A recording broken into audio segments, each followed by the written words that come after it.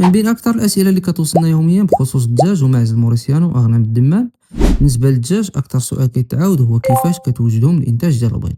من بعد ما كيدوزو الدجاج مرحلة الديماراج كنبداو نستعدو تقريبا من 3 حتى ل 5 شهور، كنبداو ندخلو ليهم كميات متفاوتة من علف الديماراج وعلف البياضة وعلف اللحم بنسب متفاوتة، وكنواكبو العتوقة حتى كيبدا الرشي. هنا كتبدا المرحلة اللي خاص يكون فيها الاهتمام أكثر بالتغذية والنظافة باش يعطي إنتاج مزيان.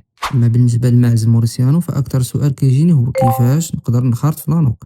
الجواب هو خاص يكونوا الجياد ما فايتينش عام، ويكونوا عندهم بيديغري ديالهم، يعني جايين من اسبانيا، كل معزه وعندها الورقه ديالها. التقني كيعطي الاوراق كتعمرهم وكتدفع الدوسي. الا ما كانش البيديغري فالحل هو تشريهم من كساب من خارط في لانوك، وهو اللي كيدير لك الترونسفير في سميتك. بطبيعه الحال في هذه الحاله خاص تكون انت ديجا داخل لانوك. بهذا الشكل كتسجل وكتولي كتستافد من الدعم. وكاين اللي كيدخل غير بالفحول باش يحسن الناس، في هذه الحاله خاصو يصبر، حيت الدعم كيجي من بعد 5 سنوات ديال الخدمه. وبالنسبه لعلف الديماراج ديال الخرفان والماعز المكونات ديالو تكون مكتوبه على لومبالاج.